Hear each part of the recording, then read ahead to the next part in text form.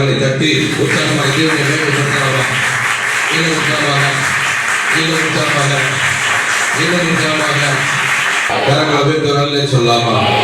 இன்னும் உற்சாகமா சொல்லாமா? இன்னும் உற்சாகமா சொல்லாமா? இன்றைக்கு விசுவாசிகள் அநேகர் ஊழியக்காரருக்கு முன்பதாக, பக்கத்தில் இருக்கிற கூட இருக்கிற மற்ற விசுவாசிகளுக்கு முன்பாக உத்தமமாய் இருக்கிற மாதிரி ஒரு நடிப்பு நடிப்பாங்க, உத்தமமாய் இருக்கிற மாதிரி ஒரு காட்சி கொடுப்பார்கள். ஆனா தேவனுக்கு முன்பாக இன்னைக்கு நிறைய விசுவாசிகள் உத்தமமாய் இருக்கவில்லை. அந்த சூழ்நிலையில கர்த்தருடைய வார்த்தை நமக்கு புறப்பட்டு வருகிறது. மனுஷருக்கு முன்பாக உத்தமமாய் இருக்கிறதுல காட்டிக் கொண்டதுல பிரயோஜனம் கிடையாது. நானும் நீங்களும் நம்முடைய தேவனுக்கு முன்பாக உத்தமமாய் இருக்க வேண்டும். அவன் சொல்றாங்க, மறுபடியும் கரங்களை வேறு நல்ல சொல்லுங்க, இன்னும் உற்சாகமா சொல்லுங்க, இன்னும் உற்சாகமா சொல்லுங்க. பக்கத்துல ஒரு கையை பிடிங்க, நான் சொல்றேன் அப்படின்னு சொல்லுங்க. நானும் நீங்களும் தேவனாகிய கர்த்தருக்கு முன்பாக உத்தமர்களாய் இருக்க வேண்டும். மறுபடியும் சொல்லுங்க, நானும் நீங்களும் தேவனாகிய கர்த்தருக்கு முன்பாக உத்தமர்களாய் இருக்க வேண்டும். கர்த்தர் சித்தமான அந்த புதிய வருடத்தை இந்த தீர்மானத்தோடு கூட ஆரம்பிக்க போகிறோம். அப்படின்னு சொல்றாங்க, கரங்களை வைத்து சொல்லுங்க, இன்னும் உற்சாகமா சொல்லுங்க. வேதத்துல தன்னுடைய ஆவிக்குரிய வாழ்க்கையை ஆரம்பிக்கும் போது ஆண்டவருக்கு முன்பாக உத்தமமாய் இருந்த மனிதன் நடுவுல கொஞ்சம் பின்மாற்றம் அடைந்து உத்தமத்தை விட்டு விலகி கடைசியில் எப்படி அதே உத்தமத்தை அவன் பெற்றுக் கொண்டான் என்று தேவனுக்கு முன்பாக எப்படி உத்தமமாய் வாழ்ந்தான் என்பதை குறித்து உங்கள் முன்பாக ஒரு மனிதனுடைய சரித்திரத்தை நான் வைக்கும்படியாக விரும்புகிறேன். நல்லா கவனிங்க. ஆவிக்குரிய வாழ்க்கையை ஆரம்பிக்கும் போது ஆண்டவருக்கு முன்பாக உத்தமமாய் இருந்த மனிதன் தன்னுடைய வாழ்க்கையில போக போக அந்த உத்தமத்தை விட்டு விலகி பின்மாற்றம் அடைந்து மறுபடியும் தேவ எச்சரிப்பு பெற்றவனாக அந்த உத்தமத்துக்குள்ள வந்த ஒரு மனிதனை உங்கள் முன்பாக நிறுத்தி அவனுடைய வாழ்க்கையிலிருந்து சில காரியங்களை கற்றுக்கொண்டு கடந்து செல்ல போகிறோம். எத்தனை பேர் அவரோடு கூட இருக்கிறீங்க? கரங்களை வைத்து நல்ல சொல்லுங்க, இன்னும் உற்சாகமா சொல்லுங்க, இன்னும் உற்சாகமா சொல்லுங்க. திருப்பி கொள்ளுங்கள். அந்த மனிதனை குறித்து ஆதியாகமத்தின் புத்தகம் 17வது அதிகாரத்தின் 11வது வசனத்தை வாசிப்போம். ஆதியாகமம் 17வது அதிகாரம் 1வது வசனம். நல்ல கவனிங்க. கர்த்தர் ஆபிரகாமுக்கு தரிசனமாகி, நான் சர்வ வல்லமை உள்ள தேவன், நீ எனக்கு முன்பாக நடந்து கொண்டு உத்தமனா இரு என்றார். நல்லா கவனிங்க. ஆபிரகாமுக்கு வயசு எத்தனை? சத்தமா சொல்லுங்க. ஒரு குடும்ப தாத்தா, நம்ம எல்லாம் 99 வயசு வரைக்கும் இருக்குமா தெரியாது. நம்முடைய ஆயுசு நாட்கள் 70 வருஷம், பலத்தின் மீதியால் 80 வருஷம். எப்போ? மோசையின் நாட்கள்ல, மோசை சங்கீதத்துல கிட்டத்தட்ட 3000 வருஷத்துக்கு முன்பதாக எழுதப்பட்ட அந்த சங்கீதத்துல ஆயுசு நாட்கள் 70, பலத்தின் மீதியால் 80. இப்பெல்லாம் கிடையாது. மனிதனுடைய ஆயுசு நாட்கள்லாம் ரொம்ப குறைஞ்சு போச்சு. கர்த்தர் நமக்கு ஆயுசை கொடுப்பார். ஆனால் ஒருவேளை 99 வயசுல எப்படி இருக்கும் சொல்லி கற்பனை பண்ணி பாருங்க. இப்ப ஆபிரகாமுக்கு 99 வயது. அந்த 99 வயது நிறைந்த அந்த குடுகுடு தாத்தாவை ஆண்டவர் ஒரு நாள் கூப்பிட்டு, ஆபிரகாம் வாப்பா, நான் யார் நினைச்சப்பா? நான் சர்வ வல்லமை உள்ள தேவன், நீ எனக்கு முன்பாக நடந்து கொண்டு உத்தமனாய் இரு அப்படின்னு சொன்னா ஆபிரகாம் எதுல குறையா இருக்கிறாரு சொல்லுங்க? உத்தமத்துல. சரி, இந்த தம்பி இருக்கான், அழகா தீபா போட்டுருக்கான். நல்ல வா, நல்ல அருமையான தம்பி, உடனே கீழ்படிக்கிற தம்பி உடனே வந்துட்டான். சரியா? இந்த தம்பி என்ன எனக்கு ரொம்ப பிடிக்கும். இவனை பார்த்து ஒரு நாள், இந்த பார், என்கிட்ட பொய் சொல்ற வேலை வச்சுக்காது அப்படிங்கிற. அப்ப இவன் எதுல குறைஞ்சிருக்கிறான்? என்ன பண்ணிருக்கிறான்? பொய் சொல்லிருக்கிறான். தம்பி, அப்ப ஆபிரகாமை பார்த்து ஆண்டவர் ஒரு 99 வயது தாத்தாவை பார்த்து திடீர்னு ஒரு நாள் கூப்பிட்டு, இந்த பார்ப்பா ஆபிரகாம், நான் யார் நினைச்சப்பா? நான் சர்வ வல்லமை உள்ள தேவன். அப்படின்னா என்ன அர்த்தம்? என்னால எதையும் செய்ய முடியும், என்னால செய்யக்கூடாத காரியங்கள் எதுவுமே கிடையாது, என்னால எல்லாமே செய்ய முடியும்பா. அதனால நீ எப்படி நடக்கணும்? எனக்கு முன்பாக நடந்து கொண்டு உத்தமனா இரு என்றார். இந்த காலங்களில் ஆண்டவர் நம்மோடு கூட பேசுகிற வார்த்தை, நீ உன் தேவனாகிய கர்த்தருக்கு முன்பாக உத்தமனாய் இருக்க கடவாய். அப்போ இந்த ஆபிரகாம் எதுல குறைபட்டிருக்கிறாரு? சத்தமா சொல்லுங்க. ஆபிரகாம் எதுல குறைபட்டிருக்கிறாரு? உத்தமத்துல குறைபட்டதுனால ஆபிரகாம் ஆண்டவர் அவரை பார்த்து எச்சரிக்கிறார், நீ எனக்கு முன்பாக நடந்து கொண்டு உத்தமனாய் இரு அப்படிங்கிறார். அதனால ஆபிரகாம் தன்னுடைய உத்தமத்தில் குறையா இருந்த காரியம் என்ன? எது உத்தமம் என்று சொல்லி ஆண்டவர் நம்மிடத்தில் எதிர்பார்க்கிறார்?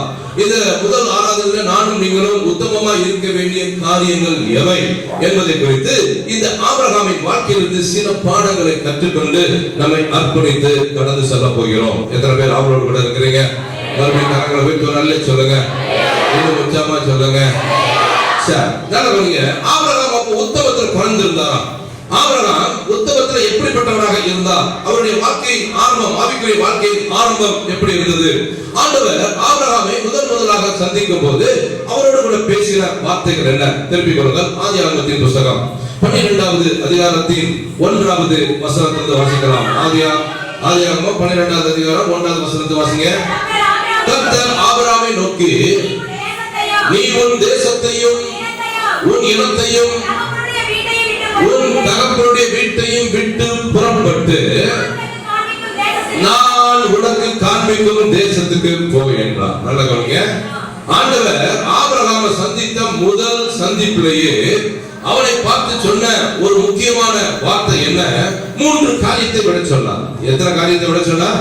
3 காரியத்தை விட சொன்னார். எதெல்லாம் விட சொன்னார்? முதல்ல, நீ இப்ப இருக்கிற ஒரு தேசம், அந்த மெசொப்பொத்தாமியா தேசம் இருக்குது பாத்தியா, அந்த கல்தேயருடைய பட்டணம் இருக்கு பாத்தியா, அந்த தேசத்தை விட்டு, அப்புறம் உன்னோடு கூட இருக்கிற உன் இனத்தார், உன் ஜனத்தார நீ விட்டு, அதுக்கப்புறம் எதை விடணும்? உன் தகப்பனுடைய வீட்டுல உனக்கு உண்டான எல்லாவற்றையும் விட்டு, உன் தகப்பன் வீட்டுல யாரெல்லாம் இருக்காங்களோ அவங்களெல்லாம் விட்டுட்டு நான் உனக்கு காண்பிக்கும் தேசத்துக்கு போ என்றார். அப்போ ஆண்டவர் ஆபிரகாம்கிட்ட ஒரு 3 காரியத்தை விட சொன்னார்.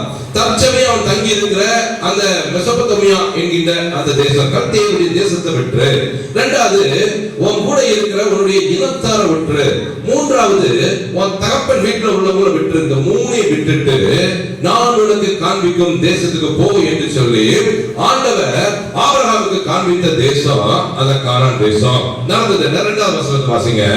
இதெல்லாம் விட்டா அவனுக்கு என்ன செய்வேன் அப்படிங்கிறார் பாருங்க.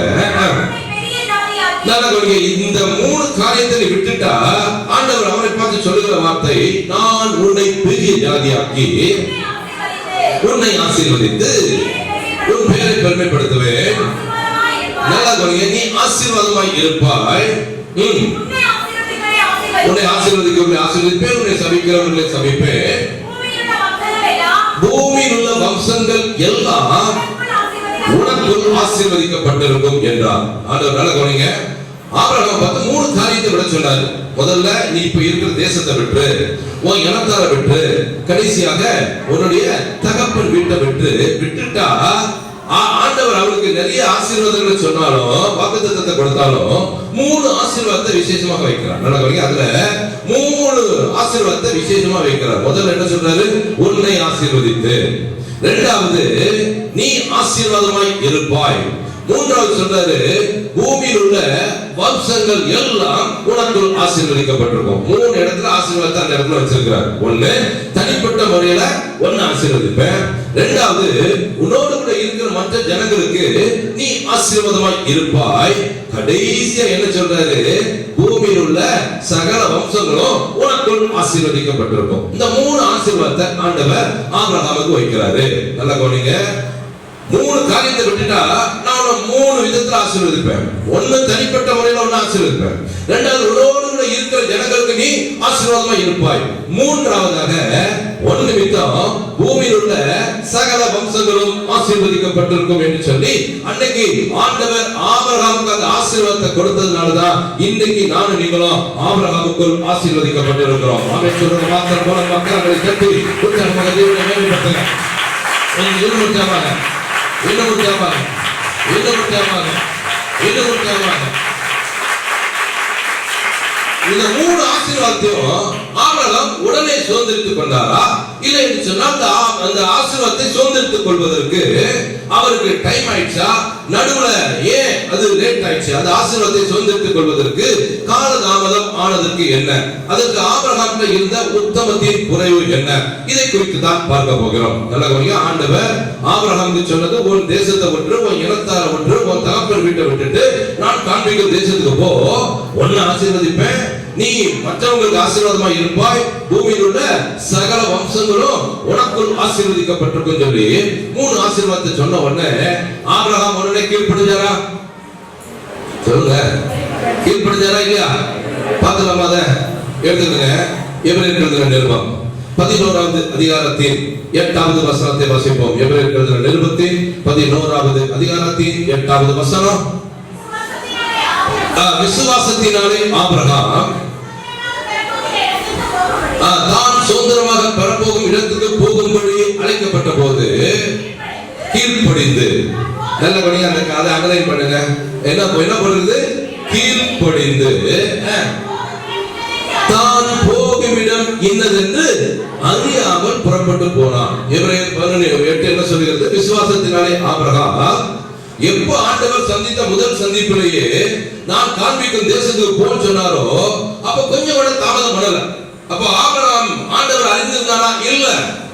விக்கிரகங்களை வணங்கி கொண்டிருந்த அவனுடைய தகப்பனுடைய வீட்டில் அவன் இருக்கும் போதுதான் ஆண்டவரே அவனை தேடி வந்து நான் உனக்கு காண்பிக்கும் தேசத்துக்கு போப்பா அப்படின்னு சொன்ன உடனே அந்த யெகோவாகிய தேவன் யாருன்னு சொல்லி ஆபிரகாம் அறியாமலேயே இருந்த அந்த நாட்கள்ல வேதம் என்ன சொல்கிறது? விசுவாசத்தினாலே ஆபிரகாம் தான் சுதந்திரமாக பெறப்போகும் இடத்துக்கு போகும்படி அழைக்கப்பட்ட போது உடனே கீழ்ப்படிந்தான். கரங்களை தட்டி உற்சாகமாக தேவனை மேம்படுத்தலாமா?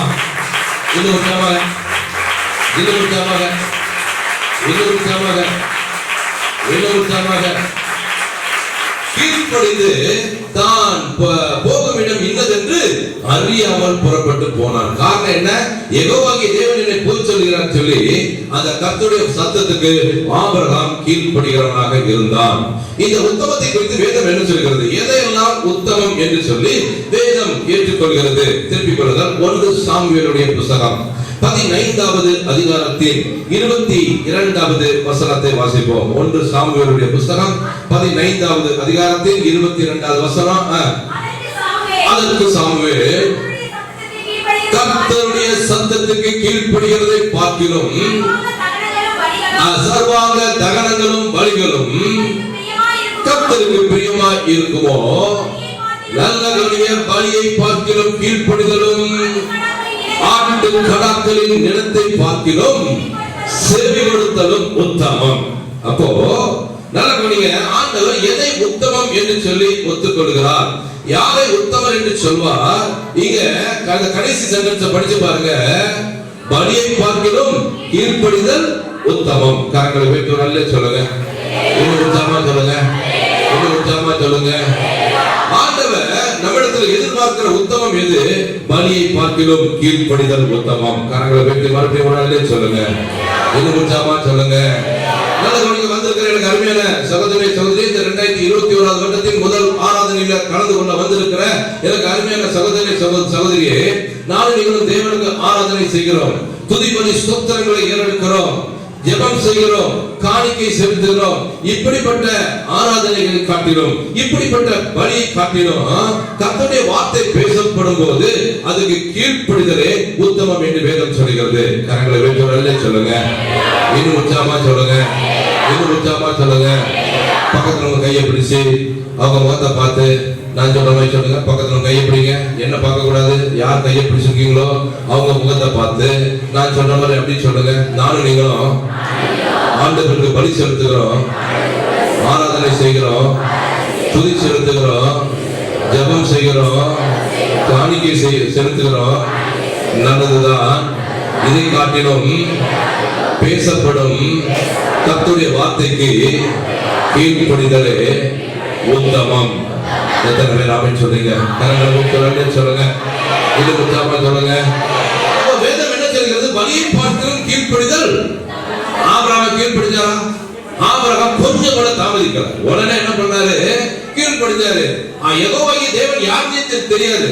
விக்கிரகங்களை வணங்கி கொண்டிருந்த அவரை பார்த்து ஆண்டவர் சொல்றாரு, நான் காண்பிக்கும் தேசத்துக்கு போ, நான் ஒன்னு ஆசீர்வதிப்பேன், நீ ஆசீர்வாதமா இருப்பாய், பூமியில் உள்ள சகல வம்சங்கள் உனக்குள் ஆசீர்வதிக்கப்பட்டிருக்கும் அப்படின்னு சொன்ன உடனே அந்த ஆபிரகாம் கொஞ்சம் கூட தாமதிக்காம என்ன பண்ணாரு? கர்த்தர் சொன்னபடியே கீழ்ப்படிந்து தான் போகும் இடம் இன்னதென்று அறியாமல் புறப்பட்டு போய் தன்னுடைய உத்தமத்தை வெளிப்படுத்தினார். கரங்களை வேண்டியோர் அல்லே சொல்லாமா? இன்னும் உற்சாகமா சொல்லாமா? இப்படி தன்னுடைய ஆவிக்குரிய வாழ்க்கையை ஆண்டவரோடு கூட ஆரம்பிக்கும் போது தன்னுடைய உத்தமத்தை வெளிப்படுத்தின அந்த ஆபிரகாமை பார்த்து, நல்ல 75 வயதுல ஆபிரகாமை ஆண்டவர் சந்திக்கிறார். 75 வயசுல தன்னுடைய உத்தமத்துல குறையாமல் அந்த உத்தமத்துல ஆரம்பித்த அந்த ஆபிரகாமுடைய வாழ்க்கையில போக போக எப்படி அந்த உத்தமத்துல குறைந்தார். ஆண்டவர் அவரை பார்த்து, நான் சர்வ வல்லமை உள்ள தேவன், நீ எனக்கு முன்பாக நடந்து கொண்டு உத்தமனா இரு, நீ ஏற்கனவே உத்தமமா இருந்தாய், ஆனால் இப்பொழுது உன்னுடைய உத்தமத்தில் குறைந்திருக்கிறாய், மறுபடியும் நீ எனக்கு முன்பாக நடந்து கொண்டு உத்தமனா இரு என்று சொல்லி எச்சரிப்பதற்கு காரணம் என்ன? ஆபிரகாம் கீழ்ப்படிஞ்சாரா? ஆரம்பத்துல சத்தமா சொல்லுங்க, கீழ்ப்படிஞ்சார். இன்னொரு வசனத்தை வாசிக்கலாம். ஆதியாகமம் 12வது அதிகாரத்தின் 4வது வசனத்தை வாசிங்க. ஆதியாகமம் 12:4 வாசிங்க. நல்ல கர்த்தர் ஆபிரகாமுக்கு சொன்னபடியே இப்ப அவன் புறப்பட்டு போனான். அப்ப பாருங்க, சொன்னபடியே அப்படின்னு சொன்னா கொஞ்சம் கூட தவறு. நல்ல கவனிங்க, சொன்னபடி புறப்பட்டு போனான் போல. எப்படி போட்டிருக்குது? சொன்னபடியே புறப்பட்டு போனான் அப்படின்னு சொன்னா எதெல்லாம் உன சொன்னாரோ, தேசத்தை விட்டானா விட்டுட்டான், இனத்தை விட்டானா விட்டுட்டான், தகப்பனை வீட்டை விட்டாரா விட்டுட்டாரு. விட்டுட்டு கர்த்தர் சொன்னபடியே புறப்பட்டு போயிட்டான். அப்போ ஆண்டவர் என்ன சொல்லி கொடுத்தாரோ அதை சரியாய் செய்து ஆபிரகாம் கீழ்ப்படிகிறவனாக இருந்தார். கரங்களை வீட்டு சொல்லலாமா? இன்னும் உற்சாகமா சொல்லலாமா? இப்ப ஆபிரகாம் எந்த காரியத்துல தன்னுடைய உத்தமத்தில் குறைய ஆரம்பித்தார்? ஆபிரகாம் செய்த மிகப்பெரிய முதலாவது தவறு என்ன? ஆண்டவர் ஆபிரகாமுக்கு 3 ஆசீர்வாதத்தை சொன்னார். மறுபடியும் ஞாபகப்படுத்துறேன். முதல்ல, உன்னை ஆசீர்வதிப்பேன். இரண்டாவது, நீ ஆசீர்வாதமாய் உன்னோடு கூட இருக்கிற ஜனங்களுக்கு நீ ஆசீர்வாதமாய் இருப்பாய். மூன்றாவது, ஒரு படி மேல போய் பூமியில் உள்ள சகல வம்சங்களும் உனக்குள்ள ஆசீர்வதிக்கப்படும். ஒன்னு ஆசீர்வதிச்சனால பூமியில் உள்ள சகல வம்சங்களும் உனக்குள் ஆசீர்வதிக்கப்பட்டிருக்கும் சொல்லி 3 ஆசீர்வாதத்தை சொன்னார். முதல் ஆசீர்வாதத்தை ஆபிரகாம் எளிதாக பெற்றுக் கொண்டார். எப்பொழுது கர்த்தர் சொன்னபடியே அந்த தான் தங்கி இருந்த மெசொப்பொத்தாமியா என்கிற தேசத்தை விட்டுட்டு கர்த்தர் காண்பித்த அந்த கானான் தேசத்துக்கு வந்தாரோ, அப்பொழுது முதல் ஆசீர்வாதத்தை அந்த ஆபிரகாம் சுதந்திரித்துக் கொண்டார். முதல் ஆசீர்வாதம் என்ன? உன்னை ஆசீர்வதிப்பேன். அப்ப நல்லா கவனிங்க, ஆண்டவர் ஆபிரகாம ஆசீர்வதித்ததற்கு காரணம் என்ன? அவர் சொன்னபடியே கீழ்ப்படிந்து கானான் தேசத்துக்கு வந்ததனால அவனை மாத்திரம் ஆசீர்வதித்தார். மீதி 2 ஆசீர்வாதம் பாக்கி இருக்குது. அந்த 2 ஆசீர்வாதத்தை ஆபிரகாம் உடனே பெற்றுக் கொண்டாரா, இல்ல பெற்றுக் கொள்வதற்கு தாமதம் ஆயிடுச்சா? அது மட்டும் இல்ல, ஆபிரகாம் இப்பொழுது எப்படி தன்னுடைய உத்தமத்தில் குறைய ஆரம்பித்தார்? திருப்பிக் கொள்ளுங்கள். அதே ஆதியாகமத்தின் புத்தகம் 12வது அதிகாரத்தின் 10வது வசனத்தை வாசிப்போம். ஆதியாகமம் 12வது அதிகாரம் 10வது வசனம். தேசத்தில் பஞ்சம் உண்டாயிற்று. எந்த தேசத்துல? கர்த்தர் சொன்ன அந்த கானான் தேசத்துல என்ன வந்துச்சு? பஞ்சம் உண்டாயிடுச்சு. தேசத்திலே பஞ்சம் உண்டாயிடுச்சு. தேசத்திலே பஞ்சம் கொடிதாய் இருந்தபடியினால் ஆபிரகாம் எகிப்து தேசத்திலே தங்கும்படி அவ்விடத்துக்கு போனான். நல்ல கவனிங்க, இதுலதான் ஆபிரகாம் உத்தமத்துல குறைய ஆரம்பிக்கிறார். கொஞ்சம் கவனிங்க. வந்திருக்கிற எனக்கு அருமையான சகோதரனே, சகோதரியே, உங்களுக்கு எனக்கு சுவிசேஷம் அறிவிக்கப்பட்ட போது கொஞ்சம் கூட தாமதிக்காம நம்மோடு கூட இருக்கிற நம்முடைய வீட்டாரை கன்சல்ட் பண்ணாம, நம்முடைய இனத்தாரை கன்சல்ட் பண்ணாம, பல எதிர்ப்புகளுக்கு மத்தியில எனக்கு ஆண்டவர் தான் வேணும்னு சொல்லி ஆண்டவரை ஏற்றுக்கொண்டு பாவத்திலிருந்து மனம் திரும்பி ரட்சிக்கப்பட்டு இங்கே உட்கார்ந்து கொண்டிருக்கிற எனக்கு அருமையான சகோதரனே, சகோதரியே, கொஞ்சம் கவனிங்க. இது ஆபிரகாம் தன்னுடைய உத்தமத்தில் எப்படி குறைய ஆரம்பித்தார்? ஆண்டவர் சொன்னபடியே புறப்பட்டு கானான் தேசத்துக்கு வந்தவர் இப்ப கானான் தேசத்துல வந்த உடனே பஞ்சம் உண்டாயிடுச்சு.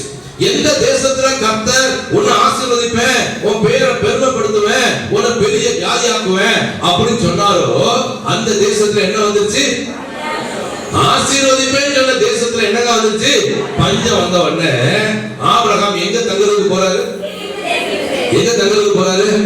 ஆண்டவர் போய் சொன்னாரா, ஏப்பா இங்க பஞ்சம் வந்துச்சுப்பா, நீ உன் பெஞ்சாதியும் மிருக ஜீவன்களும் பழைக்கணும்னு சொன்னா நீ எகிப்துக்கு போன்னு சொல்லி ஆபிரகாம் ஆண்டவர் சொன்னதுனால எகிப்துக்கு வந்தாரா, இல்ல அவரே புறப்பட்டு வந்துட்டாரா எகிப்துக்கு? இதுலதான் ஆபிரகாம் தப்பு பண்ணிட்டார். கண்டீங்க, தேசத்துல பஞ்சம் இருந்தது உண்மைதான். ஆனா இன்னும் கொஞ்ச நாள் அங்க தாக்குப்பிடிச்சு இருந்திருந்தாருன்னா அந்த பஞ்ச தேசத்துல இல்லாமலே போயிருக்கும். ஆனா ஆபிரகாம் அவசரப்பட்டு தன்னுடைய உத்தமத்தில் குறைந்து கர்த்தர் சொன்னபடி கானான் தேசத்துக்கு வந்தவர் கர்த்தர் சொல்லாமலேயே எங்க போயிட்டாரு? எங்க போயிட்டாரு? எகிப்துக்கு போயிட்டாரு. இது ஆபிரகாம் சுயமாய் எடுத்த முடிவு. கர்த்தருடைய வார்த்தைக்கு கீழ்ப்படியாமையை இது வெளிப்படுத்துகிறது. எத்தனை பேர் புரிந்து கொண்டீங்க? கரங்களை வைத்து சொல்லுங்க, இன்னும் உற்சாகமா சொல்லுங்க. ஆண்டவருடைய பேச்சுக்கு கீழ்ப்படிந்து கானான் தேசத்துக்கு வந்த ஆபிரகாம் கர்த்தருடைய சொல்லை கேட்காமலேயே, ஆண்டவரை கேட்காமலேயே சுயமாய் முடிவெடுத்து விசுவாசத்தை இழந்து எங்க போயிட்டாரு? இதுக்கு தான் 17வது அதிகாரத்துல ஆண்டவர் அனுப்ப சொல்றாரு, நான் சர்வ வல்லமை உள்ள தேவன், நீ எனக்கு முன்பாக நடந்து கொண்டு உத்தமனாகீர் என்று சொல்லுகிறார். வந்திருக்கிற எனக்கு அருமையான சகோதரனே சகோதரி, எகிப்து எதை குறிக்கிறது? பாவம் என்கின்ற அடிமைத்தனத்தை குறிக்கிறது. எந்த அடிமைத்தனமாகிய பாவத்திலிருந்து நம்ம மீட்டெடுக்கப்பட்டோமோ, இந்த சபைக்கு வந்த பிறகும் மறுபடியும் எங்க போயிடுறோம்? சொல்லுங்க, மறுபடியும் ஆபிரகாம் எங்க போயிட்டாரு? அடிமைத்தனமாகிய எகிப்துக்கு போயிட்டாரு. நல்லா கவனிங்க, ஆபிரகாம் ஆண்டவருடைய பேச்சை கேட்டு கானான் தேசத்துக்கு வந்தவரு, இப்ப தேசத்துல பஞ்சம் வந்த உடனே அவருக்கு விசுவாசத்துல குறைவுபட்டு, அது மட்டும் இல்ல சுயமாய் முடிவெடுத்து எங்க வந்துட்டாரு? எகிப்துக்கு. இதுக்கு காரணம் என்னங்க? திருப்பி கொள்ளுங்க. ஒரு காரணம் அதுல இருக்குது. ஆபிரகாம் தன்னுடைய உத்தமத்தில் குறைய ஆரம்பித்ததுக்கு காரணம் என்ன? அதை ஆதியாகமம் 12வது அதிகாரம் 4வது வசனத்தை வாசிங்க. கர்த்தர் ஆபிரகாமுக்கு சொன்னபடியே அவன் புறப்பட்டு போனான், லோத்தும் அவனோட கூட போனான். ரொம்ப முக்கியமான வார்த்தை, அதை கொஞ்சம் அண்டர்லைன் பண்ணுங்க. லோத்தும் அவனோட கூட போனான். ஆபிரகாம் கர்த்தர் தனக்கு சொன்னபடி என்ன பண்ணா? புறப்பட்டு போனான். கூட யார் போயிட்டா? கூட லோத்தும் அவனோட கூட போனான். ஆண்டவர் எதெல்லாம் உட சொன்னாரு? தேசத்தை உட சொன்னாரு, இனத்தார உட சொன்னாரு, தகப்பனுடைய வீட்டை விட சொன்னார், எல்லாத்தையும் விட்டுட்டான். ஆனா லோத்து என்ன பண்ணானா? ஆபிரகாம் லோத்தை கூட்டிட்டு போனாரா? இல்ல லோத்து அவங்களோட வந்து சேர்ந்துட்டான்.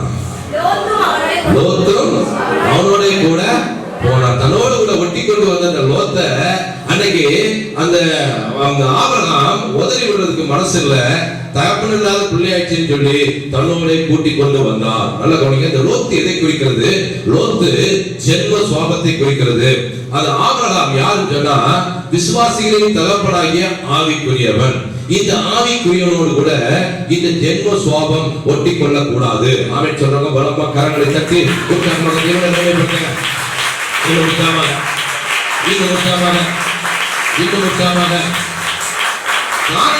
பஞ்சம் வந்த உடனே ஆபிரகாம் சுயமாய் முடிவெடுத்து விசுவாசத்தை இழப்பதற்கு காரணம் என்ன?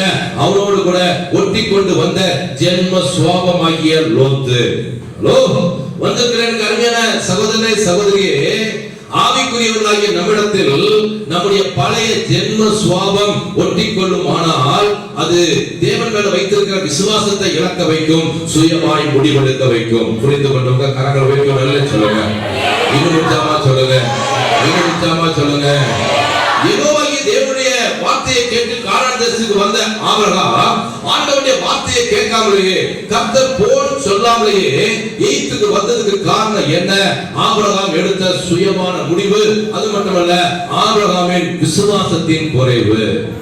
இந்த ஆபிரகாம் தான் பிற்காலத்தில் எப்படி மாறினாரு? விசுவாசிகளின் தகப்பன். அப்போ அந்த விசுவாசிகளின் தகப்பனாகிய ஆபிரகாமுக்கு விசுவாசத்துல சறுக்கல் இருந்துச்சா? சொல்லுங்க. ஆரம்பத்துல விசுவாசத்துல தடுமாற்றம் இருந்ததா? இருந்தது. அதுக்கு காரணம் என்ன?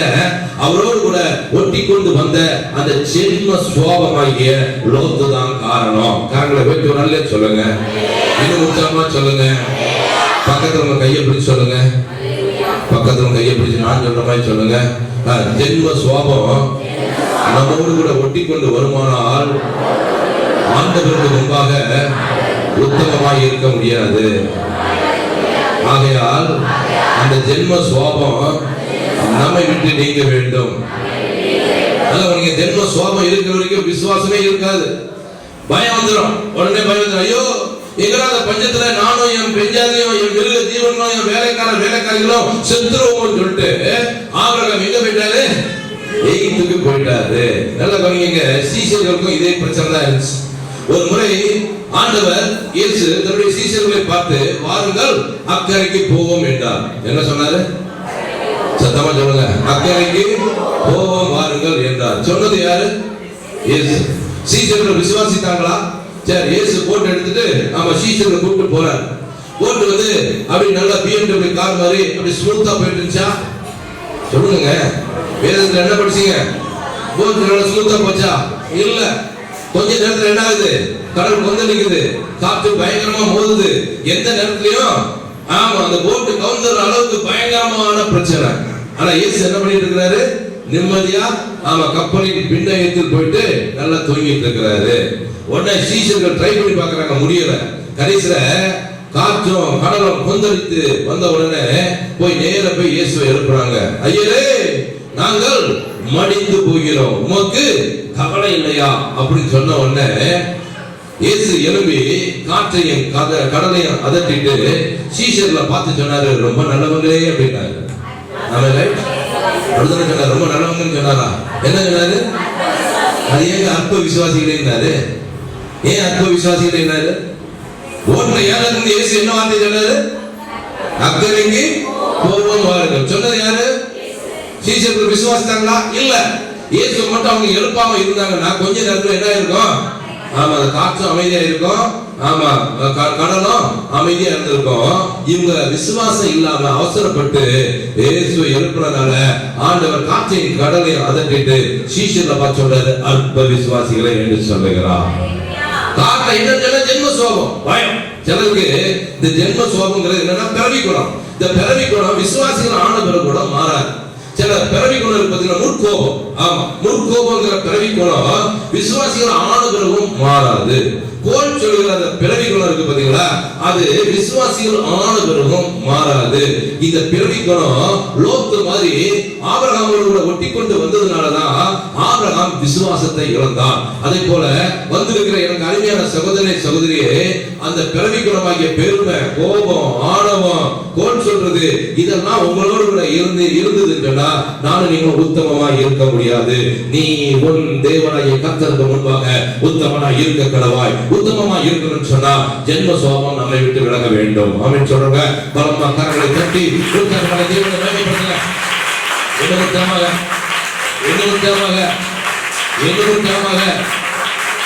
மறுபடியும் பக்கத்துல கையை பிடிச்சு அவங்க முகத்தை பார்த்து சொல்லுங்க.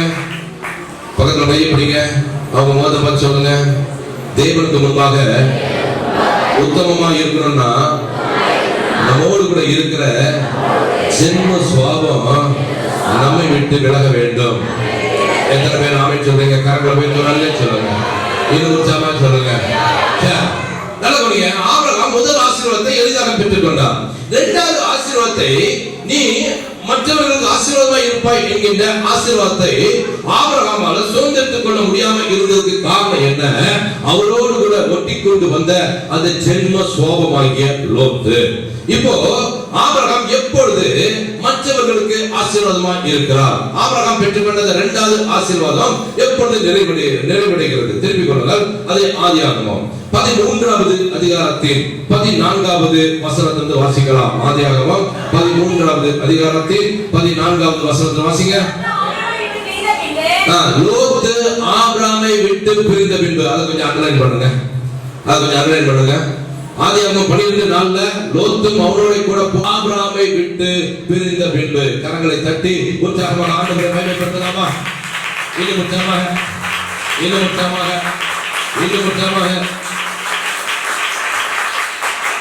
வேதத்தில் உள்ள வார்த்தை கொஞ்சம் ஸ்பெசிபிக்கா கவனிங்க. லோத்தும் அவனோடு கூட போனான். அந்த ஜென்ம சுவாபம் ஆபிரகாமோடு கூட ஒட்டி கொண்டது. இப்ப பாருங்க, ஆண்டவர் அழகா எழுதி வச்சிருக்கிற பைபிள்ல அந்த ஆதியாகமம் 13:14 லோத்து ஆபிரகாமை விட்டு பிரிந்த பின்பு. அப்போ ஜென்ம சுவாபம் ஆபிரகாமை விட்டு விலகின பின்பு. கரங்களை வைத்து நல்ல சொல்லுங்க, இன்னும் உற்சாகமா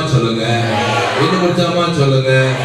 லோத்து ஆபிரகாமை விட்டு பிரிந்த பின்பு, ஜென்ம சுவாபம் ஆபிரகாமை விட்டு பிரிந்த பின்பு கர்த்தர் ஆபிரகாமை நோக்கி, நீ உன் கண்களை ஏறெடுத்து நீ இருக்கிற இடத்திலிருந்து வடக்கையும் தெற்கையும் கிழக்கையும் மேற்கையும் நோக்கி பார்.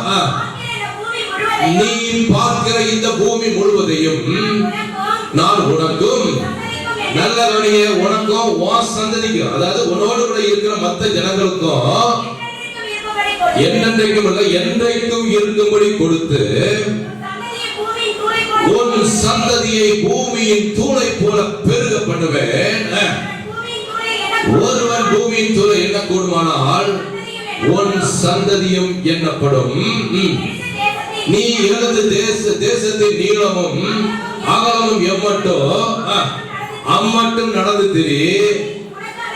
உனக்கு அதை தருவேன். அப்பனா உனக்கும் உன் சந்ததிக்கும் அதை தருவேன். கரங்களை உயர்த்தி சொல்லாமா? இன்னும் உற்சாகமா சொல்லாமா? நல்ல கொள்கை. எப்போ மற்றவர்களுக்கு ஆசீர்வாதமாக ஆண்டவர் அந்த ஆபிரகாமை ஏற்படுத்தினார், எப்போ அந்த ஜென்ம சுவாபமாகிய லோத்து ஆபிரகாமை விட்டு பிரிந்தாரோ அப்பொழுதுதான் ஆபிரகாம் தன்னோடு கூட இருந்த தன் சந்ததிக்கு ஆசீர்வாதமாக மாறினார். கரங்களை வைத்து சொல்லுங்க. இன்னும் உற்சாகமா சொல்லுங்க. இன்னும் உற்சாகமா சொல்லுங்க. நல்லா கவனிங்க. வந்திருக்கிறேன் அருமையான சோதனை சொல்லியே பாவம் என்கிட்ட அடிமைத்தனத்திலிருந்து நானும் நீங்களும் மனம் திரும்பி ஆண்டவரை ஏற்றுக்கொண்டு இந்த சபைக்கு வந்ததுனால ஆண்டவர் நம்மை தனிப்பட்ட முறையில் ஆசீர்வதிக்க ஆரம்பித்தார். ஆனா நம்மோடு கூட இருக்கிற நம்முடைய சந்ததிக்கு நானும் நீங்கள் எப்பொழுது ஆசீர்வாதமா மாற முடியும் சொன்னா, ஜென்ம சுவாபம் நம்மை விட்டு நீங்கின பிறகுதான் நானும் நீங்களும் நம்மோடு கூட இருக்கிற மற்ற ஜனங்களுக்கு ஆசீர்வாதமாக இருக்க முடியும். ஆமென் சொல்றவங்க கரங்களை வைக்கிறோம் சொல்லுங்க. இது உற்சாகமா சொல்லுங்க. நீங்க எங்க உங்க சந்ததிக்கு உங்களோட கூட இருக்கிறவங்க இனத்தாருக்கு ஆசீர்வாதமா இருக்க முடியல? காரணம் என்னன்னா, உங்களோடு கூட ஒட்டி கொண்டு இருக்கிற அந்த ஜென்ம சுவாபம் உங்களை விட்டு பிரிஞ்சாதான் நானும் நீங்களும் நம்மோடு கூட இருக்கிற நம்முடைய இனத்தாருக்கு ஆசீர்வாதமா மாற முடியும். ஆமென் சொல்றவங்க கரங்களை வைக்கிறோம் சொல்லுங்க. இது உற்சாகமா சொல்லுங்க. பக்கத்துல கையை பிடிச்சு அவங்க முகத்தை பார்த்து சொல்லுங்க. நம்முடைய குடும்பத்தாருக்கு, நம்முடைய இனத்தாருக்கு நானும் நீங்களும் ஆசீர்வாதமா இருக்கணும்னா நம்மோடு கூட இருக்கிற ஜென்ம சுவாபம் நம்மை விட்டு நீங்க வேண்டும். ஆமென் சொல்றவங்க கரங்களை வைத்து நல்லா சொல்லுங்க. இன்னும் உற்சாகமா சொல்லுங்க. நல்ல கொடிங்க. அன்னைக்கு மட்டும் நம்முடைய ஆதி தகப்பனாகிய ஆபிரகாம் தன்னுடைய மாம்சத்தின்படி சுயமாய் முடிவெடுத்து விசுவாசத்தை இழந்து அந்த எகிப்துக்கு போகாம இருந்திருப்பார் என்று சொன்னால், இன்னைக்கு வரைக்கும் உலகத்துல பெரிய பெரிய பிரச்சனைகள் நடந்திருக்காது. ஆமென் சொல்றவங்க கரங்களை வைத்து சொல்லுங்க. இன்னும் முக்கியமா சொல்லுங்க. இன்னைக்கு வரைக்கும் உலகம் பலவிதமான பிரச்சனைகளை சந்திப்பதற்கு காரணம் என்ன? நம்முடைய ஆதி தகப்பனாகிய ஆபிரகாம் விசுவாசத்தை இழந்து ஜென்ம சுவாபத்தில் மாம்சத்தில் முடிவெடுத்து அந்த எகிப்துக்கு போனனால தான் இன்னைக்கு வரைக்கும் நானும் நீங்களும் பல விதமான பிரச்சனைகளை சந்தித்துக் கொண்டிருக்கிறோம். அல்லேலூயா, அல்லேலூயா, அல்லேலூயா. நல்ல கொடிங்க. வந்திருக்கிற அருமையான சகோதரியே, அந்த ஜென்ம சுவாபம் நம்மை மாத்திரம் அல்ல நம்முடைய சந்ததியையும் பாதிக்கும். புரிந்து கொண்டவங்க கரங்களை வைக்கிறோம் சொல்லுங்க.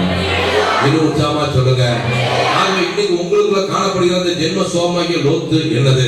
ஒருவேளை உங்கள் பெருமையாக இருக்கலாம், ஒருவேளை உங்களுடைய மேட்டிமையாக இருக்கலாம், கர்வமாக இருக்கலாம், கோல் சொல்ற குணமாக இருக்கலாம். இதெல்லாம் ஜென்ம சுவாபம். முன்கோபமாக இருக்கலாம். இதெல்லாம் ஜென்ம சுவாபம். இந்த ஜென்ம சுவாபம் நம்மை விட்டு பிரிந்தால்தான் நானும் நீங்களும் மற்றவர்களுக்கு ஆசீர்வாதமாக இருக்க முடியும். ஆமென் சொல்றவங்க கரங்கள் வைத்து நல்ல சொல்லுங்க. இன்னும் உற்சாகமா சொல்லுங்க. முதலாவது பலியை பார்க்கிறோம், கீழ்ப்படிதல் உத்தமம். அப்ப ஆபிரகாம் முதல்ல கீழ்ப்படிஞ்சாரு. கடைசியில என்ன பண்றாரு? நடுவுல தன்னுடைய வாழ்க்கையில கீழ்ப்படியாதனால்தான் ஆண்டவர் அவரை பார்த்து சொல்றார், நீ எனக்கு முன்பாக நடந்து கொண்டு உத்தமனா இரு என்று சொல்லுகிறார். இரண்டாவது உத்தமம் எது? ஆண்டவர் எதிர்பார்க்கிற, நம்மிடத்தில் எதிர்பார்க்கிற உத்தமம் எது? திருப்பிக் கொள்ளுங்கள். பிரசங்கியின் புஸ்தகம் 7வது அதிகாரத்தின் 8வது வசனத்தை வாசிப்போம். பிரசங்கியின் புஸ்தகம் 7வது அதிகாரத்தின் 8வது வசனத்தை வாசிங்க. ஒரு காரியத்தின் துவக்கத்தை பார்க்கிலும் அதன் முடிவு நல்லது, பெருமை உள்ளவனை பார்க்கிலும் பொறுமை உள்ளவன் உத்தமன். நல்ல கவனிங்க. முதல்ல பலியை பார்க்கிலும் கீழ்ப்படிதல் உத்தமம். ஆபிரகாம் ஆரம்பத்தில் கீழ்ப்படிஞ்சாரு, ஆனா நடுவுல கீழ்ப்படியல. கடைசியில் அவர் கீழ்ப்படிஞ்சாரா இல்லையாங்கிறத பின்னால பார்க்க போறோம். அடுத்ததாக பெருமை உள்ளவனை பார்க்கிறோம். யார் உத்தமன்? ஆபிரகாமுக்கு இந்த பொறுமை இருந்துச்சா? அவர் உத்தமனா எப்படி மாறினாரு? அதை வாசிக்க போறோம். திருப்பிக் கொள்ளுங்கள். எபிரேயர் நிருபம் 6வது அதிகாரத்தின் 13வது வசனத்திலிருந்து வாசிக்கலாம். எபிரேயர் 6வது அதிகாரம் 13வது வசனத்தை வாசிங்க. ஆபிரகாமுக்கு தேவன் வாக்குத்தத்தம் பண்ணின போது ஆணையிடும்படி தம்மிலும் பெரியவர் ஒருவரும் இல்லாதபடியினாலே தமது பேரிலே தானே ஆணையிட்டு நல்லவரையை நிச்சயமாகவே நான் உன்னை ஆசீர்வதித்து உன்னை பெருக பண்ணுவேன் என்றார். அந்தபடியே அவன் பொறுமையாய் காத்திருந்து வாக்குத்தத்தம் பண்ணப்பட்டதை பெற்றான். நல்ல கவனிங்க. அந்தபடியே ஆபிரகாம் பொறுமையாய் காத்திருந்து வாக்குத்தத்தம் பண்ணப்பட்டதை பெற்றான். அப்போ ஆபிரகாம் உத்தமனா இல்லையா? சத்தமா சொல்லுங்க. பெருமை உள்ளவனை பார்க்கிறோம். அப்போ ஆபிரகாம் உத்தமமா நடந்தாரா இல்லையா? எப்போ? முதல்லையா கடைசியா? முதல்லையா கடைசியா? கடைசியா. அப்போ ஆபிரகாம் தன்னுடைய உத்தமத்துல இரண்டாவது இந்த பொறுமையில குறைந்தாரா இல்லையா? இத பார்க்க போறோம். நல்ல கவனிங்க. ஆபிரகாமுக்குள்ள அந்த பொறுமை இருந்துச்சா? பெருமை உள்ளவனை பார்க்கிறோம், பொறுமை உள்ளவன் உத்தமன். சரி, இப்ப ஆபிரகாமுக்கு அந்த பொறுமை இருந்துச்சா இல்லையாங்கிறத பார்க்க போறோம். திருப்பிக் கொள்ளுங்கள். ஆதியாகமத்தின் புத்தகம் 15வது அதிகாரத்தின் 5வது வசனத்தை வாசிக்கலாம். ஆதியாகமம் 15வது அதிகாரம் 5வது வசனத்தை வாசிங்க. அவர் அவனை ஆபிரகாமை வெளியே அழைத்து வானத்தை அண்ணாந்து பார், பூமியின் தூளை உன்னால் என்ன கூடுமானால், நட்சத்திரங்களை என்ன உன்னாலே கூடுமானால் அவைகளை என்ன என்று சொல்லி பின்பு அவனை நோக்கி உன் சந்ததி இவ்வண்ணமாய் இருக்கும் என்றார். நல்ல கவனிங்க. 15வது அதிகாரத்துல ஒரு நாள் ஆபிரகாமை ஆண்டவர் சந்திக்கும் போது பயப்படாதே, நான் உனக்கு கேடகமா இருக்கிறேன் என்று சொன்ன உடனே ஆபிரகாம் ஆண்டவரை பார்த்து கேட்கிறான், தேவரே நீர் எனக்கு என்ன தருவீர்? அடியேன் பிள்ளை இல்லாமல் இருக்கிறேனே, என் வீட்டில் பிறந்த இந்த தமஸ்கு ஊரானாகிய எலியாசார் எனக்கு சோதரவாளியா இருக்கிறானே என்று சொன்ன உடனே ஆண்டவர் அவனை சொல்றாரு, ஆபிரகாம் சொல்றாரு, அவன் அல்ல உன்னுடைய சுதந்திரவாளி. யாரு? அந்த தமஸ்கு ஊரானாகிய எலியாசார் அல்ல உன்னுடைய சுதந்திரவாளி, உன் கற்ப பிறப்பாய் இருப்பவனே உன்னுடைய சுதந்திரவாளியாய் இருப்பான் என்று சொல்லி கிட்டத்தட்ட 75வது வயதுல ஆண்டவர் ஆபிரகாமுக்கு இந்த வாக்குத்தத்தத்தை பண்ணுகிறார். பண்ணும்போது என்ன சொல்றாரு? அவனை பகல்ல வெளியே அழைச்சிட்டு வந்து வானத்தை அண்ணாந்து பார், உன் நட்சத்திரங்களை என்ன உன்னால் கூடுமானால் அவைகளை எண்ணு என்று சொல்லி அவனை நோக்கி உன் சந்ததி இவ்வண்ணமாய் இருக்கும். அப்போ ஆண்டவர் என்ன சொல்றாரு? உன் கற்ப பிறப்பாய் இருப்பவன் தான்ப்பா உனக்கு சந்ததின்னு சொன்ன உடனே ஆபிரகாம் கொஞ்ச நாள் பொறுமையா காத்திருந்தாரு. எத்தனை வருஷம் பொறுமையா காத்திருந்தாரு? 85 வயது வரைக்கும் பொறுமையா காத்திருந்தாரு. அது வாக்குத்தத்தம் பண்ணது 75வது வயசுல. 75வது வயசுல அந்த வாக்குத்தத்தத்தை பெற்றுக் கொண்டவன் 10 வருஷம் பொறுமையா இருந்தான். ஆனா அதுக்கப்புறமா அவன் பொறுமை வச்சா பாருங்க. இப்பொழுது திருப்பிக் கொள்ளுங்கள். 16வது அதிகாரம் 1வது வசனத்தை வாசிப்போம். 16வது அதிகாரத்தில் 1வது வசனத்தை வாசிங்க. சாராய்க்கு பிள்ளை இல்லாது இருந்தது. எகிப்து தேசத்தால் ஆகிய ஆகார் என்னும் பெயர் கொண்ட ஒரு அடிமை பெண் அவளுக்கு இருந்தால், சாராய் ஆபிரகாமை நோக்கி நான் பிள்ளை பெறாதபடிக்கு கர்த்தர் என் கற்பத்தை அடைத்திருக்கிறார், என் அடிமை பெண்ணோட சேரும், ஒருவேளை அவளால் என் வீடு கட்டப்படும் என்றால், நல்ல கவனிங்க, அதை அண்டர்லைன் பண்ணுங்க. சாராயின் வார்த்தைக்கு ஆபிரகாம் செவி கொடுத்தான். தொடர்ந்து வாசிங்க. ஆபிரகாம் கானான் தேசத்திலே 10 வருஷம் குடியிருந்த பின்பு ஆபிரகாமின் மனைவியாகிய சாராய் எகிப்து தேசத்தாலான தன் அடிமை பெண்ணாகிய ஆகாரை அழைத்து அவளை தன் புருஷனாகிய ஆபிரகாமுக்கு மறுமனையாட்டியாக கொடுத்தார். நல்லா கவனிங்க. 15வது அதிகாரத்துலதான் ஆபிரகாம் கிட்டத்தட்ட 75 வயசு இருக்கும் போது ஆண்டவர் ஆபிரகாமுடைய கையை பிடிச்சு வீட்டுக்கு வெளியே அழைத்து வந்து வானத்தை அண்ணாந்து பார்ப்பா, நட்சத்திரத்தை என்ன கூடுமானால் அதை எண்ணு, உன் சந்ததி இவ்வளவாய் பெருகி இருக்கும், உன் கற்ப பிறப்பா உத்தமமாய் இருப்பவனே உன்னுடைய சுதந்திரவாளி, அதிலிருந்து உன் சந்ததியை இப்படி நட்சத்திரத்தை போல பெருக பண்ணுவேன் அப்படின்னு சொல்லி ஆண்டவர் வாக்குத்தத்தம் கொடுத்திருக்க, அந்த வாக்குத்தத்தத்துக்கு கிட்டத்தட்ட 10 வருஷம் பொறுமையோடு கூட ஆபிரகாம் காத்திருந்து உத்தமனாய் இருந்தது உண்மைதான். ஆனா நடுவுல அவசரப்பட்டு தன்னுடைய மனைவியாகிய சாராயின் பேச்சை கேட்டு அவசரப்பட்டு ஆகாரை சேர்ந்து, அதனால அவனுக்கு ஒரு குமாரனும் பிறந்தான். எத்தனாவது வயசுல பிறக்கிறான் பாருங்க. இது 85வது வயசுல ஆகாரை திருமணம் பண்றான். நடந்தது என்ன? அந்த 16வது அதிகாரத்தின் கடைசி வசனத்தை வாசிங்க. 16வது வசனத்தை வாசிங்க. ஆதியாகமம் 16 வாசிங்க. ஆபிரகாமுக்கு இஸ்மவேலை பெற்ற போது ஆபிரகாம் 86 வயதா இருந்தான். அப்ப 85 வயதுல அது வரைக்கும் பொறுமையா இருந்தான்.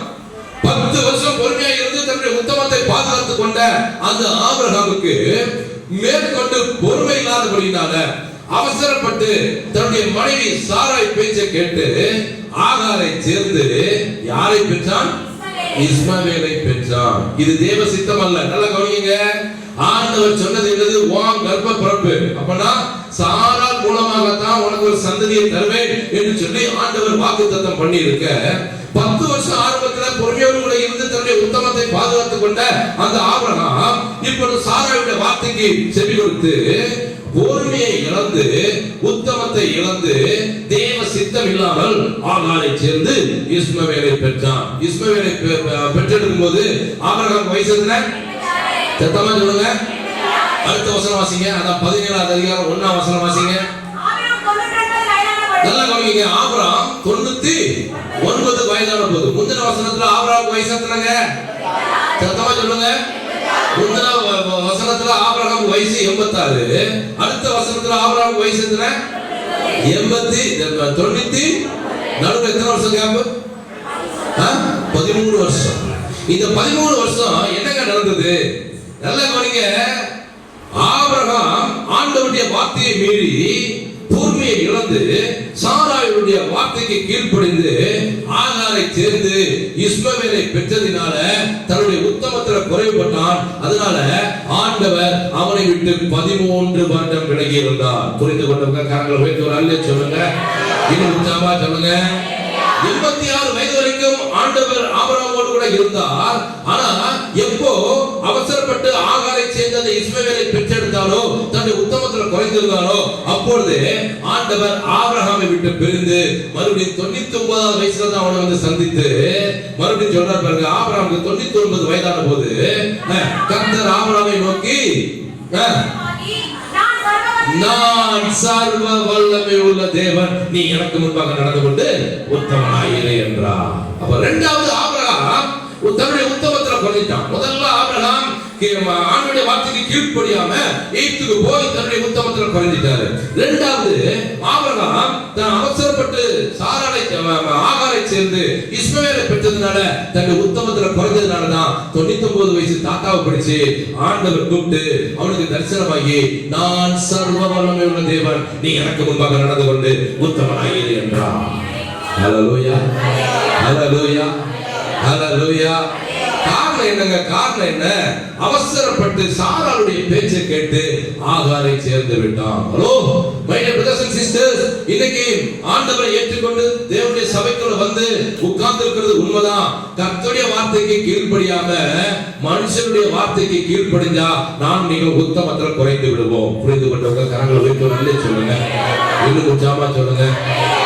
பக்கத்துல கையை பிடிச்சி அவங்க முகத்தை பார்த்து சொல்லுங்க.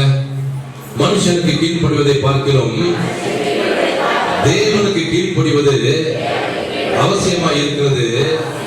தேவனுக்கு கீழ்ப்படுகிறது தான் உத்தமம். எத்தனை பேர் புரிந்து கொண்டீங்க? அப்படி வசனம் இருக்கா பைபிள்ல? மனுஷனுக்கு கீழ்ப்படுவதை காட்டிலும் தேவனுக்கு கீழ்ப்படுகிறது தான் நல்லதுன்னு சொல்லுகிறீர்களா? திருப்புங்க அப்போஸ்தலருடைய நடவடிக்கைகள் எடுங்க. அப்போஸ்தலருடைய நடவடிக்கைகள் எடுத்துக்கிட்டீங்களா? 5வது அதிகாரம் 29வது வசனத்தை வாசிங்க. அப்போஸ்தலர் 5:29. அதற்கு பேதுருவும் மற்ற அப்போஸ்தலரும் நல்ல மனுஷருக்கு கீழ்ப்படுகிறதை பார்க்கிறோம், தேவனுக்கு கீழ்ப்படுகிறது கீழ்ப்படிகிறது அவசியமா இருக்கிறது. ஆமென் சொல்றவங்க பலமா கரங்களை தட்டி உற்சாகமாக தேவனை மேம்படுத்துங்க. இன்னும் உற்சாகமாக, இன்னும் உற்சாகமாக, இன்னும் உற்சாகமாக. நல்லா கவனிங்க, நல்லா கவனிங்க, நல்லா கவனிங்க. அப்போ நான் நீங்க உத்தமமா நடக்கணும்னு சொன்னா மனுஷனுடைய வார்த்தையை காட்டிலும் ஆண்டவருடைய வார்த்தைக்கு கீழ்ப்படிய வேண்டும். ஆமென் சொல்றவங்க கரங்களை உயர்த்துறாங்க சொல்றாங்க. இன்னும் உற்சாகமா சொல்லுங்க. அந்த ஆபிரகாம் ஆண்டவருடைய வார்த்தைக்கு கீழ்ப்படிந்து 10 வருஷம் பொறுமையோடு காத்திருந்தாரு.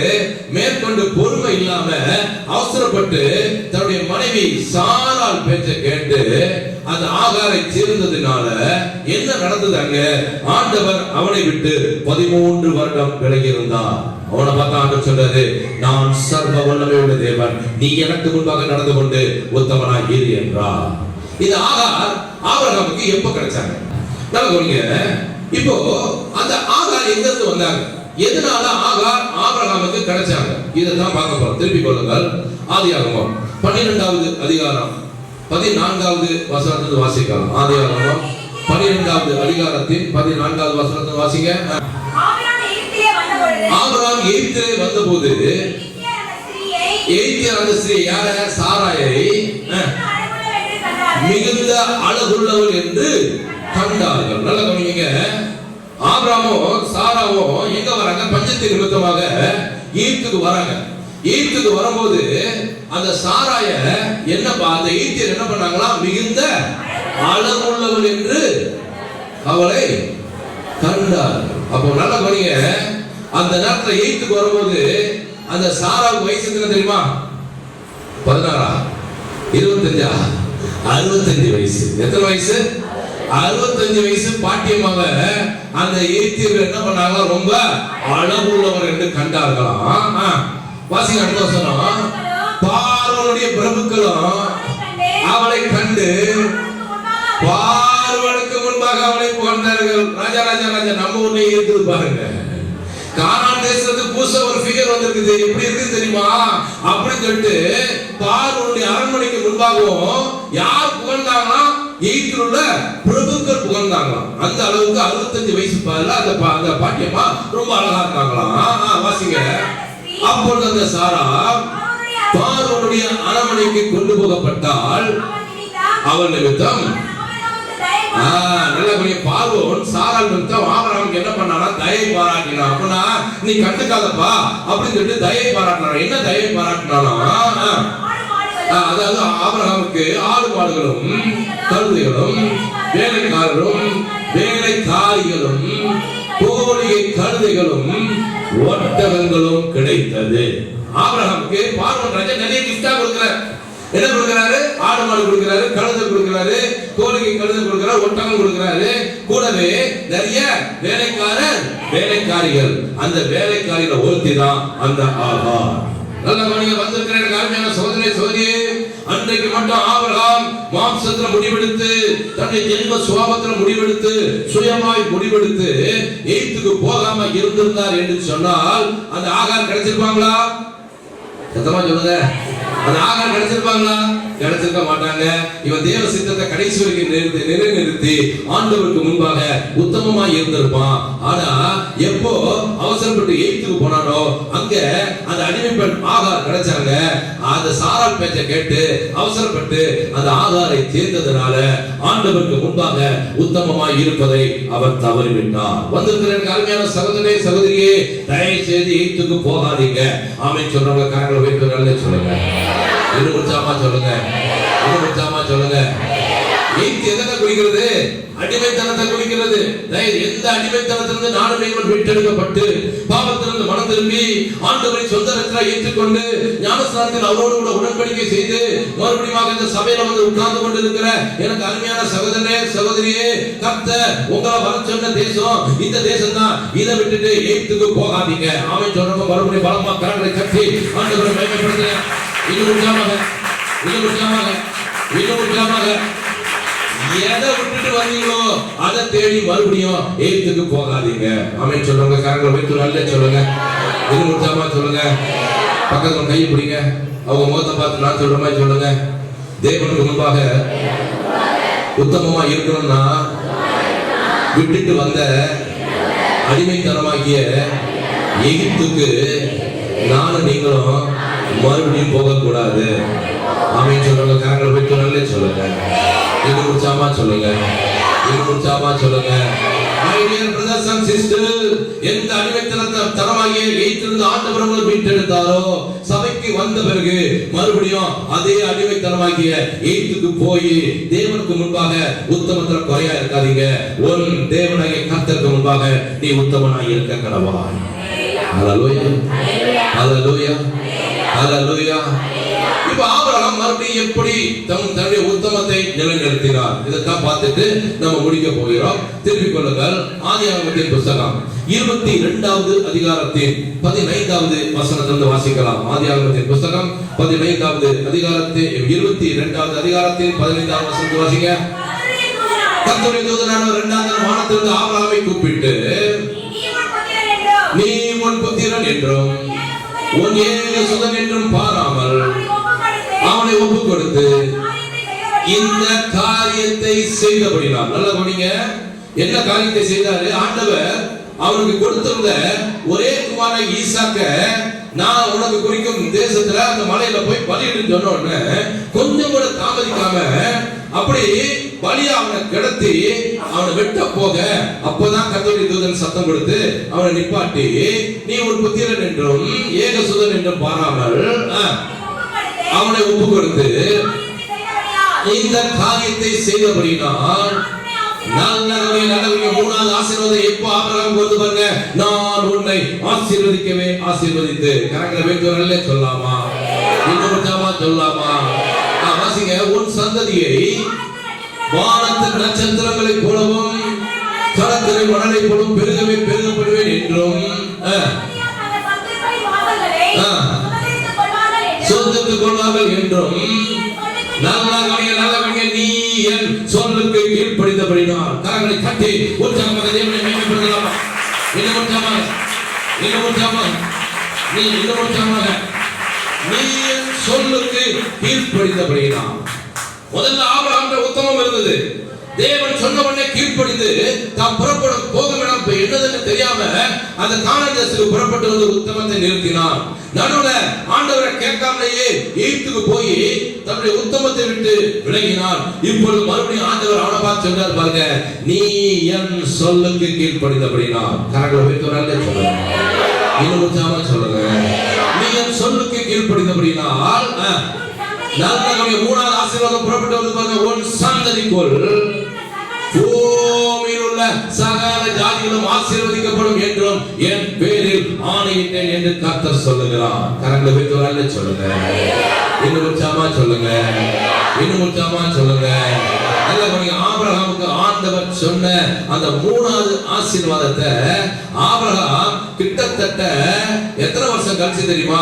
இப்ப அவனை பலி செலுத்த போகும்போது ஈசாக்குக்கு குறைந்தபட்சம் 16 இருந்து 20 வயது வரைக்கும் இருக்கணும்னு சொல்லி வேத பண்டிதர்கள் சொல்றாங்க. அப்ப கிட்டத்தட்ட 41 வருஷம் கழிச்சு தான் மூணாவது ஆசீர்வாதத்தை ஆபிரகாம் சுதந்திரிக்கிறார். எதனால? நீ என் சொல்லுக்கு கீழ்ப்படிந்தபடினா பூமியில் உன் சந்ததிக்குள் பூமியில் உள்ள சகல வம்சங்களும் ஆசீர்வதிக்கப்படுங்கிற மூணாவது ஆசீர்வாதத்தை ஆபிரகாம் ஆண்டவர் சொன்னதுக்கு அப்புறம் 41 வருஷம் கழித்துதான் சுதந்திரத்துக் கொள்கிறார். ஹல்லேலூயா, ஹல்லேலூயா. ஆபிரகாம் முக்கியமா 2 காரியத்துல கீழ்ப்படிந்தார். இரண்டாவது எதுல கீழ்ப்படிந்தார்னா, அவர் தன்னுடைய ஒரே குமாரனை பலியிட ஒப்பு கொடுத்து கீழ்ப்படிந்ததுனால முதல் 2வது காரியத்தை கீழ்ப்படிந்தார். அதற்கு முன்பதாக ஆபிரகாம் ஒரு முக்கியமான காரியத்தை கீழ்ப்படிந்தார். எந்த காரியத்தில் அதை கீழ்ப்படிந்தார்? திருப்பிக் கொள்ளுங்கள். 21வது அதிகாரம், ஆதியாகமம் 21வது அதிகாரத்தின் 9வது வசனத்திலிருந்து கொஞ்சம் வேகமா வாசிங்க. பின்பு எகிப்து தேசத்தாளாகிய ஆகார் ஆபிரகாமுக்கு பெற்ற குமாரன் பரியாசம் பண்ணுகிறதை சாராள் கண்டு. யார? வாக்குத்தத்தத்தின்படி பிறந்த சாராளுடைய குமாரன் ஈசாக்கை எகிப்து தேசத்துல ஆகாருடைய மகன் இஸ்மவேல் பரியாசம் பண்றதை சாராள் கண்டு ஆபிரகாமை நோக்கி இந்த அடிமைப்பெண்ணையும் அவன் மகனையும் புறம்பே தள்ளும். அதை அண்டர்லைன் பண்ணுங்க. இந்த அடிமை பெண்ணையும் அவள் மகனையும் புறம்பே தள்ளும். இந்த அடிமை பெண்ணின் மகன் என் குமாரனாகிய ஈசாக்கோட சுதந்திரவாளியாக இருப்பதில்லை என்றால் தன் மகனை குறித்து சொல்லப்பட்ட இந்த காரியம் ஆபிரகாமுக்கு மிகவும் துக்கமாய் இருந்தது. காரணம், ஏற்கனவே ஒரு தடவை சாராளுடைய பேச்சை கேட்டு ஆண்டவர் அந்த ஆபிரகாம் விட்டு 13 வருஷம் பிரிந்திருந்ததை ஆபிரகாம் அறிந்திருந்தபடினால இந்த வார்த்தையை குறித்து சாராள் சொன்ன உடனே அது அடிமை பெண்ணையும் அவன் மகனையும் புறமே தள்ளும் சொன்ன வார்த்தை ஆபிரகாமுக்கு துக்கமாய் இருந்தது. நடந்தது என்ன? அப்பொழுது தேவன் ஆபிரகாமை நோக்கி, அந்த பிள்ளை இஸ்மவேலையும் ஒரு அடிமை பெண்ணாகி ஆகாரையும் குறித்து சொல்லப்பட்டது உனக்கு துக்கமாய் இருக்க வேண்டாம். நல்லவனி ஈசாக்கின் இடத்தில் உன் சந்ததி விளங்கும். ஆதலால் சாராள் உனக்கு சொல்வதெல்லாவற்றையும் கேள். ஒருமுறை சாராள் பேச்சை கேட்டு ஏமாந்து ஆண்டவரை விட்டு பிரிந்து 13 வருடம் இருந்த அந்த துக்கமான சம்பவம் ஆபிரகாமுக்கு இருந்ததுனால இந்த விஷயத்துல சாராளுடைய பேச்சுக்கு அவன் உடன்படாமல் இருக்கும்போது ஆண்டவரே வந்து சொல்லிட்டாரு, ஆதலால் சாராள் உனக்கு சொல்வது எல்லாவற்றையும் கேள். வாசிங்க. அடிமை பெண்ணும் மகனும் உன் வித்தாய் இருக்கிறபடினால் 13 பொழுது தம்பி அவனை ஒரு பெரிய ஜாதியாக்குவேன் என்றார். அடுத்த வசனம் நல்ல கவனிங்க, நல்ல கவனிங்க. அதுக்கு முந்தின நாள் கர்த்தர் சொன்னாரு. நடந்தது என்ன? அடுத்த நாள் காலையிலே ஆபிரகாம் அதிகாலையில் எழுந்து அப்பத்தையும் ஒரு துருத்தி தண்ணீரையும் எடுத்து ஆகாருடைய தோளின் மேல் வைத்து பிள்ளையும் ஒப்பு கொடுத்து அவளை அனுப்பிவிட்டான். கரங்களை தட்டி உற்சாகமாக ஆண்டவரை மேன்மைப்படுத்தலாமா? கரங்களை கொண்டு வந்தவங்க இன்னும் உற்சாகமாக கரங்களை தட்டி ஹல்லேலூயா ஹல்லேலூயா ஹல்லேலூயா ஹல்லேலூயா ஹல்லேலூயா ஹல்லேலூயா ஹல்லேலூயா. அதனால 22வது வசனம் அதிகாரத்துல ஆண்டவர் சொல்றாரு, நீ என் சொல்லுக்கு கீழ்ப்படிந்தபடினான். 2 காரியத்துல கீழ்ப்படிந்தான். முதலாவது, அடிமை பெண்ணையும் அவன் மகனையும் நீ புறமே தள்ளியிருப்பா அவன் சாராள் சொல்லும்போது கேட்காம இருந்தவன் இப்ப ஆண்டவரை அதை சொன்ன உடனே கொஞ்சம் கூட தாமதிக்கல. அதுக்கு முந்தின நாள் அந்த வார்த்தை கேட்டான். அடுத்த நாள் காலையில எழும்பி ஆகார கூப்பிட்டு தோல்ல ஒரு துருத்தி தண்ணீரை வச்சுட்டு அந்த அடிமை பெண்ணின் மகனாகிய இஸ்மவேலையும் ஒப்பு கொடுத்து போமா ஆண்டவர் போக சொல்றாரு அவங்களை அனுப்பிவிட்டு தன்னுடைய கீழ்ப்படிதலை நிரூபித்து மறுபடியும் உத்தமன் ஆனான். கரங்களை வைக்கிறாங்க சொல்லாமா? இன்னும் உத்தமா சொல்லாமா? இன்னும் உத்தமா சொல்லாமா? யார் இந்த அடிமை பெண் ஆகா? யார் இந்த அடிமையின் குமாரன் இஸ்மவேல்? அவர்களை குறித்து வேதம் சொல்லுகிற காரியம் என்ன? ஏன் அவர்களை புறமே தள்ள வேண்டும்? திருப்பிக் கொள்ளுங்கள். கலாத்தியர் நிருபம் 4வது அதிகாரத்தில் 25வது வசனத்தை வாசிப்போம். கலாத்தியர் நிருபம் 4வது அதிகாரம் 25வது வசனத்தை வாசிப்போம். ஆகார் என்பது அரபி தேசத்தில் உள்ள சீனாய் மலை. அந்த ஆகார் இப்பொழுது இருக்கிற எருசலேமுக்கு சரி, இவள் தன் பிள்ளைகளோடு கூட அடிமை. ஆகார் இருக்கிறது எதை குறிக்கிறது? இஸ்மவேல் இருக்கிறது எதை குறிக்கிறது? அடிமைத்தனமாகிய எகிப்தை குறிக்கிறது. புரிந்து கொண்டவங்க கரங்களை வைத்து ஒரு அல்ல சொல்லுங்க. இன்னும் உற்சாகமா சொல்லுங்க. நல்லா கவனிங்க. அந்த 2 பேரும் எங்கிருந்து வந்தாங்க? அடிமைத்தனமாகிய எகிப்திலிருந்து வந்து ஆபிரகாமோடு கூட ஒட்டி கொண்டார்கள். இவர்களை தான் பார்த்து ஆண்டவர் சொன்னாரு, அடிமை பெண்ணையும் சரி அவளுக்கு பிறந்த மகனையும் சரி நீ புறமே தள்ளியிருப்பா. காரணம், அவங்க எகிப்திலிருந்து வந்தவங்க உன் கூட ஒட்டி இருக்க கூடாது. ஆமென் சொல்றாங்க. கரங்களை வைத்து நல்ல சொல்லுங்க. வந்திருக்கிற கருமையான சவுண்டை சொல்லி மறுபடியும் அந்த அடிமைத்தனமாகிய எகிப்து நம்மோடு கூட ஒட்டக்கூடாது. இப்ப ஆண்டவர் என்ன சொல்றாரு பாருங்க. 28வது வசனத்தை வாசிங்க. யார் அந்த அடிமையின் மகன்? சகோதரரே, நாம் ஈசாக்கை போல வாக்குத்தத்தத்து பிள்ளைகளாய் இருக்கிறோம். இப்ப 30வது வசனம் வாசிங்க. அதை குறித்து வேதம் என்ன சொல்லுகிறது? அடிமையானவரின் மகன் ஆகாருடைய மகன் சுவாதீனம் உள்ளவருடைய குமாரனோடு, அதாவது அந்த சாராளுடைய குமாரனாகிய ஈசாக்குடைய சுதந்திரவாளியா இருப்பதில்லை. ஆகையால் அடிமையானவரையும் அவருடைய மகனையும் புறமே தள்ளு என்று வேதம் சொல்லுகிறது. கரங்களை வைத்தவரல்ல சொல்லுங்க. இன்னும் சொல்லுங்க. my dear brothers and sisters, ஒருவேளை நீங்கள் உங்களுடைய உத்தமத்தில் குறைந்திருக்கலாம். அதுக்கு காரணம் என்னன்னு சொன்னா, முதலாவது உங்களோடு கூட ஒட்டிக்கொண்டு வருகிற லோத்துங்கிற ஜென்ம சுபாவம், இரண்டாவது மறுபடியும் உங்களோடு கூட ஒட்டிக்கொண்டு வருகிற அந்த அடிமைத்தனமாகிய ஆகாரம், அவருடைய மகனாகிய இஸ்மவேலும், அடிமைத்தனமாகிய இந்த எகிப்து மறுபடியும் உங்களோடு கூட ஒட்டிக்கொண்டு வருமானால் நீங்க ஆண்டவருக்கு முன்பாக உத்தமர்களாக இருக்க முடியாது. அதனாலதான் ஆபிரகாம் பார்த்து ஆண்டவர் சொல்றாரு, நான் சர்வ வல்லமை உள்ள தேவன், நீ எனக்கு முன்பாக நடந்து கொண்டு உத்தமனாக இரு, அந்த அடிமையானவளையும் அவருடைய மகனையும் நீ புறம்பே தள்ளு என்று ஆண்டவர் சொல்லுகிறார். ஹல்லேலூயா, ஹல்லேலூயா.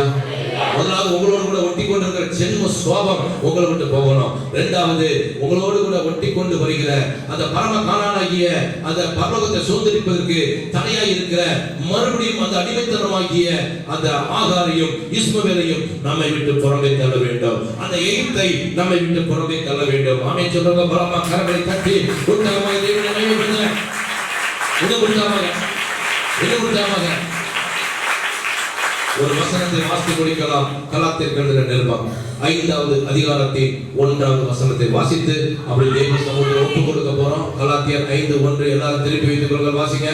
ஆனபடியினாலே நீங்கள் மறுபடியும் அடிமைத்தனத்தின் நுகத்துக்கு உட்படாமல் கிறிஸ்து நமக்கு உண்டாக்கின சுயாதீன நிலைமையிலேயே நிலை கொண்டிருங்கள். ஆமென் சொல்றவங்க கரங்களை உயர்த்துறாங்களே சொல்லுங்க.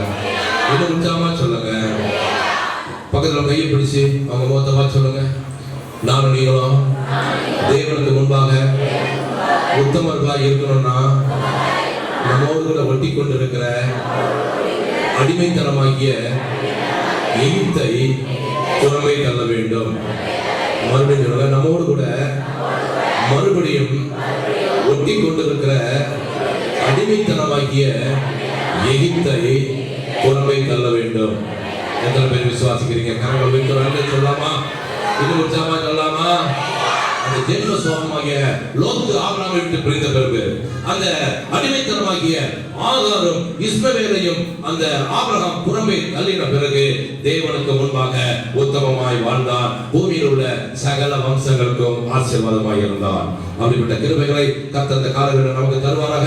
ஆண்டவருக்கு முன்பாக, ஆண்டவரே உமக்கு முன்பாக உத்தமமாய் இருப்பதற்கு என்னை ஒப்புக் கொடுக்கிறேன் சொன்னவங்க மட்டும் தயவு செய்து என்னோடு கூட எழுப்பி நிறுங்கள். நான் வேகமாக ஜெபித்து கடந்து செல்லும்படியாக விரும்புகிறேன். ஆண்டவரே, நான் உமக்கு முன்பாக உத்தம